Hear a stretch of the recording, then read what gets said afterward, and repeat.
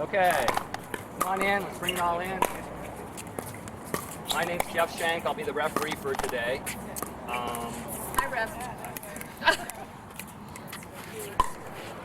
Who gets it? Here, that's a nice one. Okay. Alright, so Anita, give me a 1 or a 2. It is a 2. You have choice.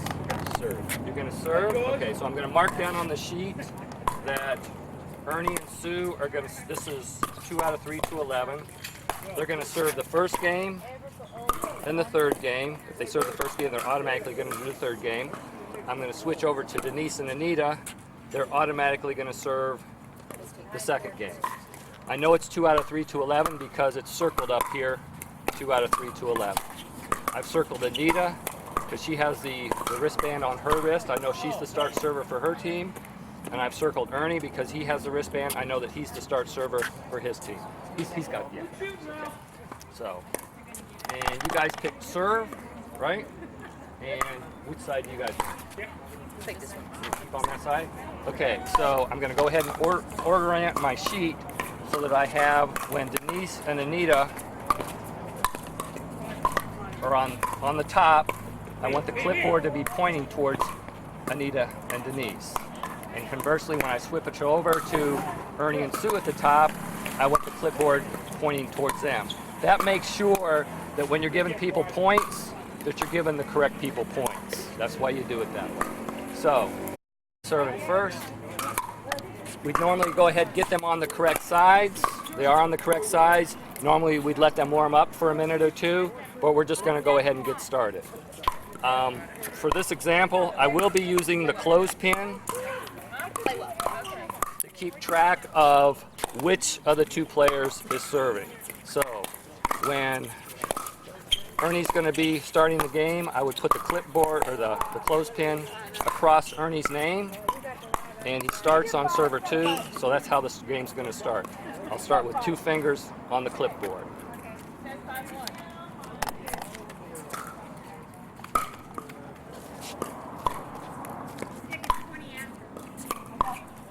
This team is serving, I'm going to be standing on this side of the net.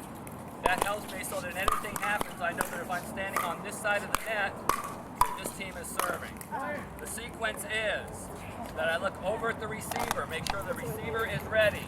Once I see the receiver is ready, I come back to the server, I look at the server, look at the server's feet, and say the score, 0-0-2. Once the ball's in play, I'm looking at their feet. I'm not following the ball. I'm watching their feet. Whenever a rally's over, you're going to say one of 3 things. You're either going to say point, you're going to say second server, or you're going to say side out. That was on server number 2. This team messed up, so now that would be a side out. So now I'm going to move to the other side. I'm going to turn my clipboard around. I'm going to take the clothespin, put it on number 1 on Anita. Again, I look at the receiver, see the receiver's ready, come back, look at the server, look at the server's feet, and say the score, 0-0-1.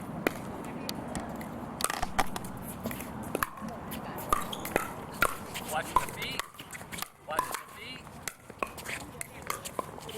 watching the feet. Second server, I switch the clothespin to Denise on 2. Look at the receiver, see the receiver's ready. Come back to the server, look at the server's feet, and say the score, 0-0-2.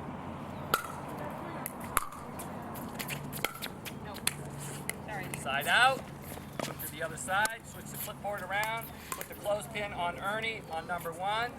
Look at the receiver. Come back, look at the server, look at the server's feet, and say the score. 0-0-1. Watch their feet. Watch their feet. Oh, a nice try. Point. I circle number 1 on the score sheet. I'm already getting in my head. The ball's off the court. I'm already getting in my head the score's 1-0-1. That way, when everybody's ready, I don't have to sit here and think, what's the score?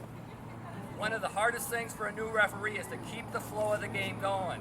So whenever there's a lull, Mark the sheet if you have to, but already start going over in your head. The score is 1-0-1. Look at the receiver, look back at the server, look at the server's feet, say the score, 1-0-1. Watch the feet. Watch the feet.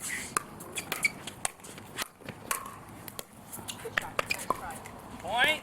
I march down. I immediately start thinking 2-0-1. I've already got it in my head what the score is. 2-0-1. I look at the receiver, come back, say the score. 2-0-1. I'm not sure Brian didn't do his double time. Watch the feet. Second server. I move the clothespin to Sue. He's on the second server. Already got it in my head. It's 2-0-2. Look at the receiver. Look back to the server. Watch the server's feet. 2-0-2. Watch the feet. Watch the feet. Watch the feet. Side out. Nice, Denise. Flip the clipboard. Move the clothespin to Anita. Also, a lot of times what you want to do is when you're doing that transition from one side to the other, I know the score is 0-2, so I know both sides have an even number, so both sides with the wristband, make sure that they're on the correct side. Okay? Usually do that as I move around. Okay. Look at the receiver, look back at the server, watch the server's feet for a football, see the score, 0-2-1.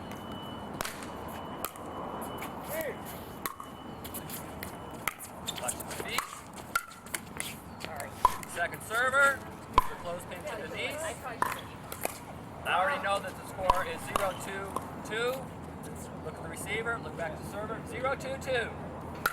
Watch the feet. Watch the feet. Watch the feet. Watch the feet. Nice. Way to Point. be patient. I already have it in my head. The score is 1-2-2. I've already got that in my head. 1-2-2. Look at the receiver. Go back to server. Watch the server's feet. 1-2-2. Watch the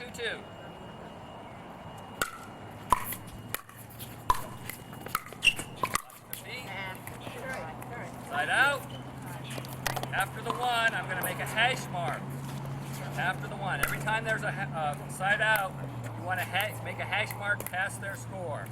Flip the clipboard 180 degrees. They're on one. Ernie's the correct server. Put the clothespin on Ernie. Look at the receiver. Back at the server. Score is 2-1-1. Watch his feet. Watch the feet. Watch the feet. Nice. Second server. Move the clothespin to Sue on number 2. I already know the score is 2-1-2. Look at the receiver. Come back.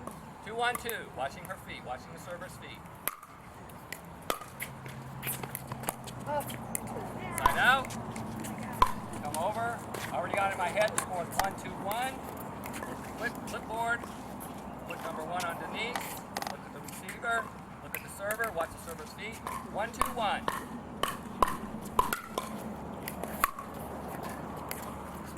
Watch your feet. Oh, feet. Sorry. Second server. Already got in my head the score is 1-2-2. Double check, make sure they're in the right order. By the wristband.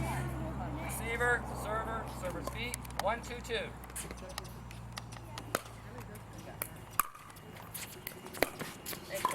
Side out. Flipboard. Move the clothespin to Ernie on number 1. Double check that they're in the correct position. Receiver, server, server's feet. 2-1-1. I got it. Watch the feet. Oh, you okay? Watch the feet. Yes, it did. It hit your head. Got it Oh, right it in did, the it shade. hit It you? hit something on Okay. Yeah, it Hit me didn't twice. hit him hard. Got my shoulder and my head. Second server, move the clothespin to Sue. Tough. I already know the score is 2-1-2. Look at the receiver, server, server's feet. 2-1-2.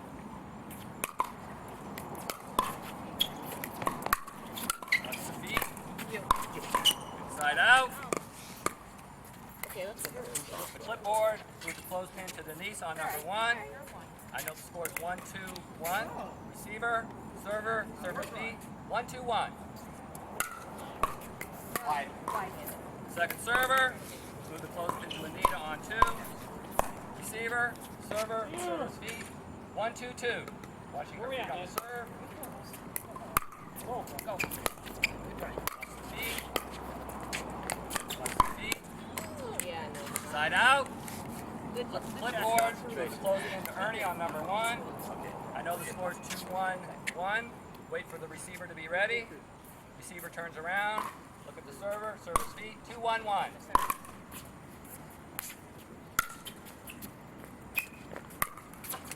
Second server. Move it close into Sue on 2. I already know the score is 2-1-2. I've already got that in my head. When they're ready, I'm ready to go. 2-1-2. I got it. Side out.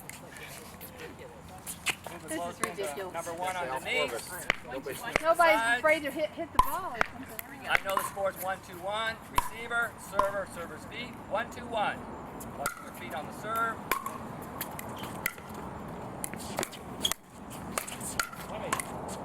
Hey. Point. Thank I already have in my head the score is 2-2-1. I already know that before they're even in position. Receiver's ready. Server, server's feet. 2-2-1.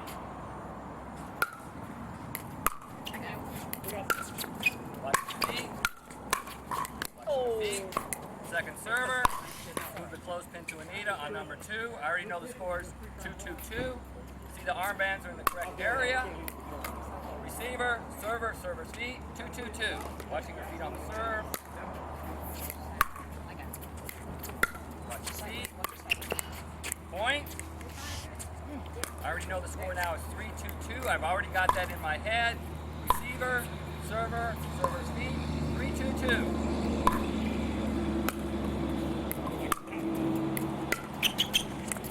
Watch your feet. Side out. I make a hash mark past the 3. I got in your way. Move over to the other side. It's all right. Here we go. And that should be good. Okay, good. Thanks, guys. Thanks. Thanks, Anita. Doesn't pick up the volume. Okay, so now we're going to go over some of the things that you'll see as a referee, some of the things to look for. So right now, the score is 7-2-1. She's on the wrong side. She's on the wrong side, but she's going to serve. So we're going to show you what happens if you're on 1 and the player serves from the wrong side. 7-2-1. Fault.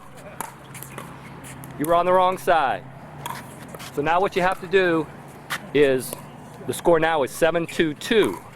So you have to put her on the correct side.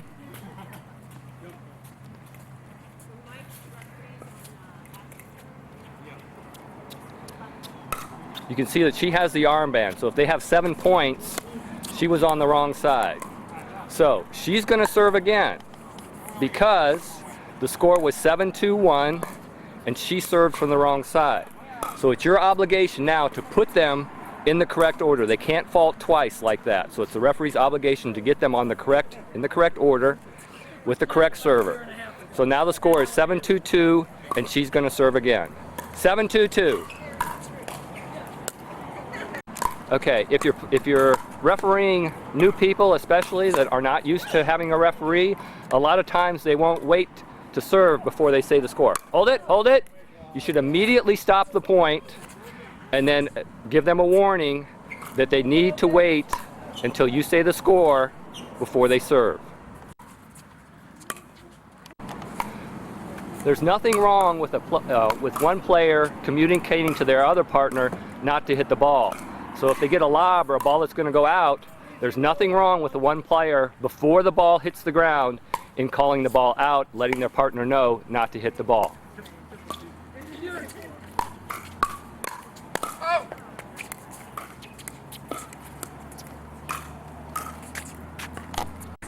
Unlike an open play when there's not a ref, if players on the same team disagree about a line call on their side, they can ask the referee. If the referee saw it, his ruling would stand. If the referee did not see it, the point does go to the other side.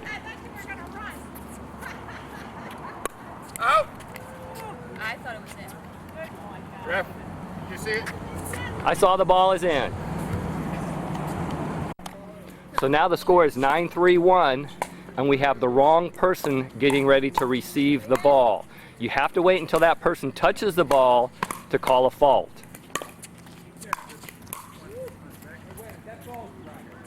Nine, 3-1. Fault. You're on the wrong side. Players need to make sure that they don't stop play for any reason that's not legitimate. For example, ball on court, something of that nature. In this instance, the receiver's partner is going to stop the point because she thought the server was on the wrong side. Okay? If she's correct, she'll get the point. But if she's incorrect and she stopped the point, she would lose the point.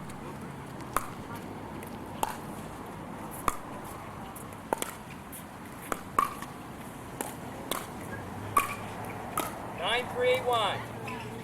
No, stop. Wrong person served. Nope, the right person was serving. Point.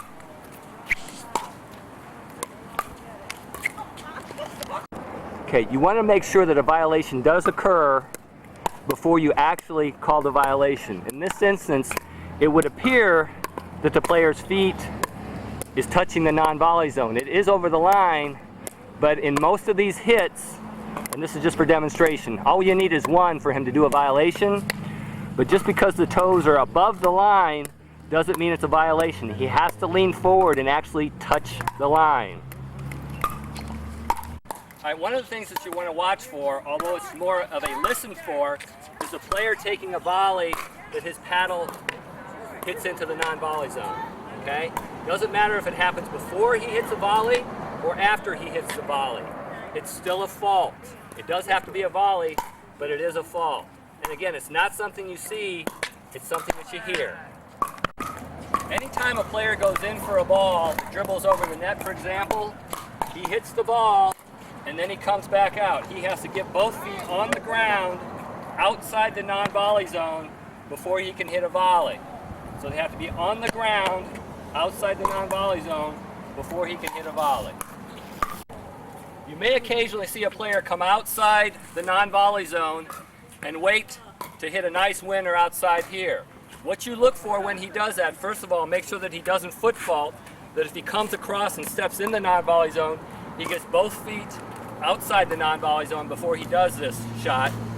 If he jumps over, that's fine. Then he doesn't, he can only have one foot down if he wants to. But the main thing that you're looking at is, by the rules, one of the two players hit the ball over here. This player sitting here waiting to hit the ball, he does have to wait until the ball crosses the net. If he hits it before it crosses the net, it's a fault. If he waits until it comes over the net, then that's okay. You just have to make sure that another thing that you look for is he doesn't touch the net with his paddle or his body, or touch the net post with his paddle or his body. If a player drops an item on the court, whether it be his hat, sunglasses, paddle, that in and of itself is not a fault. Okay? It becomes part of the court and it is not a distraction. Play must continue. However, if in the course of volleying the ball, he drops something into the non-volley zone, that's the same thing as if he stepped into the non-volley zone. That is a fault. So if you volley a ball and a Band-Aid falls into the non-volley zone, or a hat or a paddle, that is a fault. Another thing, if a player takes a ground stroke, it doesn't even have to be a volley. But if a player takes a ground stroke and his paddle flies into the net, that's a fault. Or if it flies onto the other side of the court, into the other playing area on the other side of a court, that is a fault. If a player stumbles or falls on the court, it has no consequence at all. USAPA rule says play continues on. There's a lot of things that you're going to see that are distracting, okay? But they're not against the rules. They're technically not a distraction. I can fake poach. I can fake move over. Just because I fake poach, myself as a referee, I can't get in that player's head and say, well, he was going to poach, but then he decided not to. 9 times out of 10, yeah, that player's trying to distract his opponents, but it's hard as a referee to get into the player's head. There are very, very few things that are against the rules as a distraction. The reason why on the previous video you heard me saying watch the feet, watch the feet, watch the feet, because the natural tendency of the player or of the referee is to watch the ball. Everybody wants to watch the ball, they want to see what happens. As a referee, you have to train yourself not to watch the ball, but to watch the feet.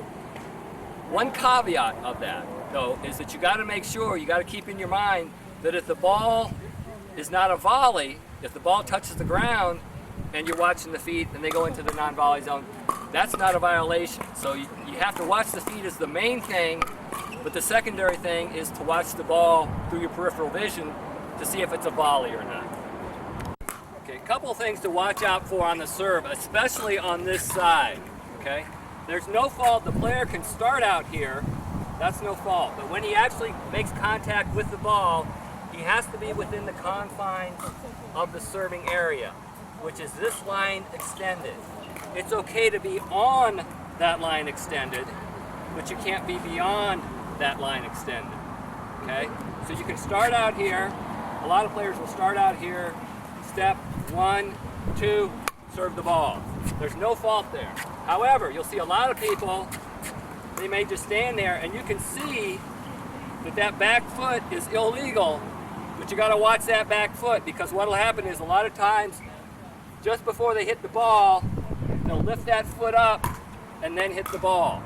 As long as they lift it up before they hit the ball, that's fine. Generally speaking, you don't want to call a fault unless you're sure that a fault occurred. There may be instances where a ball goes right between the players. They both swing at it. One of them may foot fault and the other one doesn't, but you're not sure which one hit the ball. In my opinion, you should not call a fault because you're not sure that a fault occurred.